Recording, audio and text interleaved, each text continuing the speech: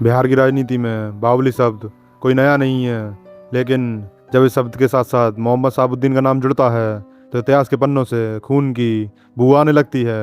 यह कहानी बिहार के उस दौर की है जब कानून की किताबें थानों में धूल फांकती थीं और इंसाफ का फैसला चौराहे पर बंदूक की नाल से होता था। 10 मई 1967 को सीवान के प्रतापपुरा गांव में एक लड़के का जन्म हुआ। नाम रखा गया मोहम्मद शहाबुद्दीन। कॉलेज के दिनों में वह पढ़ाई में काफ़ी तेज था। उसने राजनीतिक विज्ञान में एमए की डिग्री ली और बाद डॉक्टरेट यानी पीएचडी भी पूरी की। लेकिन इस पढ़े लिखे नौजवान का दिमाग किताबों से ज़्यादा ताकत की नुमाइश में चलता था। साल 1986 जब शहाबुद्दीन की उम्र महज 19 साल थी, उसके खिलाफ पहला आपराधिक मामला दर्ज हुआ। शुरुआत कॉलेज की छोटी छोटी गुंडागर्दी और रंगदारी से हुई थी, लेकिन शहाबुद्दीन आम अपराधियों जैसा नहीं था। उसके भीतर एक अजीब सा ठंडापन था जो उसे बड़े से बड़े अपराध को अंजाम देने की हिम्मत देता था। सीवान के हुसैनगंज थाने में उसकी हिस्ट्री शीट खोल दी गई। कुछ ही सालों में उसके नाम के आगे हत्या, अपहरण और जबरन वसूली जैसे गंभीर मुकदमों की लंबी फहरिस्त लग गई। सीवान के लोग और वहाँ की पुलिस समझ चुकी थी कि प्रतापपुर का यह लड़का आने वाले दिनों में बिहार के लिए एक बड़ा नासूर बनने वाला है।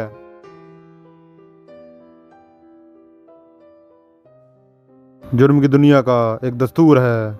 अगर आपको लंबे समय तक टिकना है तो खाकी और खादी का साथ जरूरी है। 90 के दशक की शुरुआत में बिहार की राजनीति में एक बड़ा सामाजिक बदलाव आ रहा था। लालू प्रसाद यादव पिछड़े और अल्पसंख्यकों की राजनीति के सबसे बड़े चेहरे बनकर उभर रहे थे।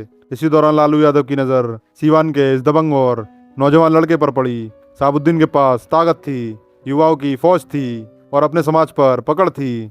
साल 1990 में महज 23 साल की उम्र में शहाबुद्दीन पहली बार निर्दलीय विधायक चुना गया। इसके बाद उसने पीछे मुड़कर नहीं देखा। 1995 में वह दोबारा जनता दल के टिकट पर विधानसभा पहुंचा। जब 1996 में लालू प्रसाद यादव ने राष्ट्रीय जनता दल आरजेडी का गठन किया तो शहाबुद्दीन उस पार्टी का सबसे मजबूत और खौफनाक स्तंभ बन गया। उसी साल यानी 1996 में आरजेडी ने उसे सीवान लोकसभा सीट से मैदान में उतारा। शहाबुद्दीन चुनाव जीता और देश की सबसे बड़ी पंचायत संसद भवन पहुंच गया। अब वह सिर्फ एक अपराधी नहीं था, वह माननीय सांसद मोहम्मद शहाबुद्दीन था। राजनीति के इस ऊंचे संरक्षण ने शहाबुद्दीन को एक ऐसा सुरक्षा कवच दे दिया जिसने उसे कानून की पहुंच से कोसों दूर कर दिया। अब सीवान में पुलिस की हिम्मत नहीं थी कि वह साहब के प्रतापपुर वाले बंगले की तरफ आंख उठाकर भी देख सकें।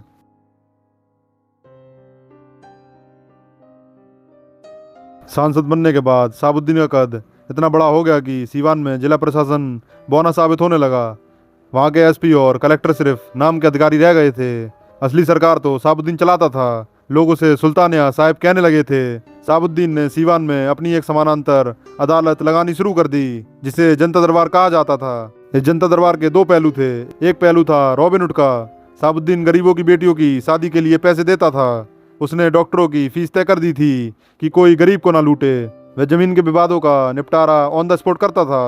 इस वजह से एक बड़ा तबका उसे अपना मसीहा मानने लगा था। लेकिन इस रॉबिनहुड की छवि के पीछे एक बेहद क्रूर जल्लाद छिपा था जिसने भी साहब के हुक्म की नाफरमानी की। उसे अपनी जान से हाथ धोना पड़ा। सीवान में कम्युनिस्ट पार्टी के कार्यकर्ताओं ने जब शहाबुद्दीन के खिलाफ आवाज उठानी चाहिए तो सीवान की सड़कों पर लाशें बिछने लगीं। साल 1997 में जेएनयू छात्र संघ के पूर्व अध्यक्ष और बेहद लोकप्रिय युवा नेता चंद्रशेखर प्रसाद की सीवान के एक चौराहे पर दिन दहाड़े गोली मारकर हत्या कर दी गई। आरोप सीधे शहाबुद्दीन पर लगा। इस हत्याकांड ने पूरे देश के छात्रों और बुद्धिजीवियों को सड़कों पर ला दिया। लेकिन सत्ता के नशे में चूर शहाबुद्दीन का बाल विवाह का नहीं हुआ।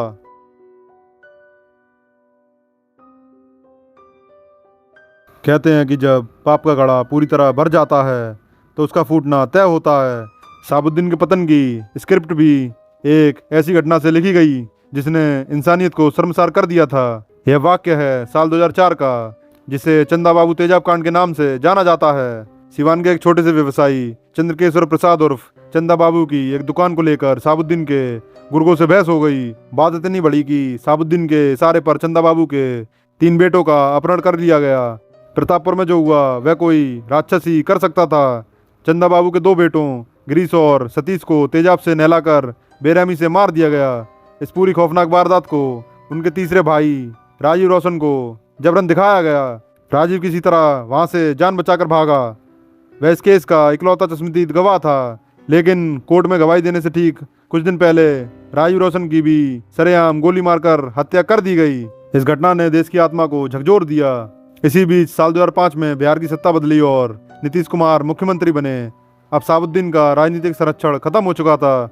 पुलिस ने प्रतापपुर में उसके घर पर ऐसी छापेमारी की जो बिहार के इतिहास में कभी नहीं हुई थी। शहाबुद्दीन के घर के गुप्त तहखानों में AK-47 राइफलें, night vision goggles, laser guided हथियार और पाकिस्तानी सेना की मोहर वाले गोला बारूद बरामद हुए। शहाबुद्दीन को गिरफ्तार कर लिया गया और अदालतों ने उसे उम्र कैद की सजा सुना दी।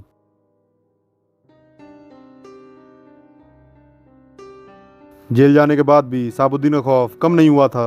वह बिहार की जेलों में बैठकर भी अपनी सल्तनत चला रहा था। साल 2016 में सीवान के मशहूर पत्रकार राजदेव रंजन की दिन दहाड़े हत्या कर दी गई क्योंकि वह लगातार शहाबुद्दीन के खिलाफ खबरें लिख रहा था। इसके बाद सुप्रीम कोर्ट ने कड़ा रुख अपनाया और आदेश दिया कि शहाबुद्दीन को बिहार से बाहर ट्रांसफर किया जाए।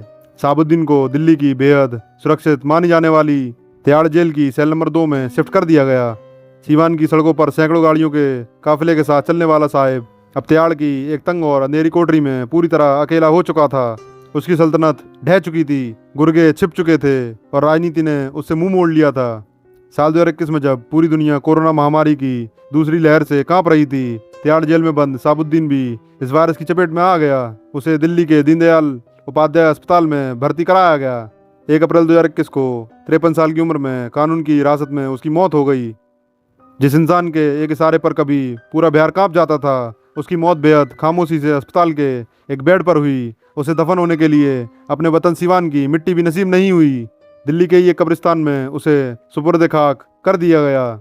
शहाबुद्दीन की कहानी इस बात का सबसे बड़ा सबूत है कि जुर्म का रास्ता चाहे कितना भी बड़ा और रसूखदार क्यों ना लगे, उसका अंत हमेशा तनाई और बदनामी के अंधेरे में ही होता है। यह थी कहानी सीवान के उस बाहुबली की जिसने अपराध और राजनीति के दम पर सालों राज किया। आपको क्या लगता है, क्या बिहार की राजनीति से बाहुबल पूरी तरह खत्म हो चुका है? अपनी राय कमेंट में जरूर दें। वीडियो पसंद आई हो तो इसे लाइक करें और चैनल को सब्सक्राइब करें। जय हिंद।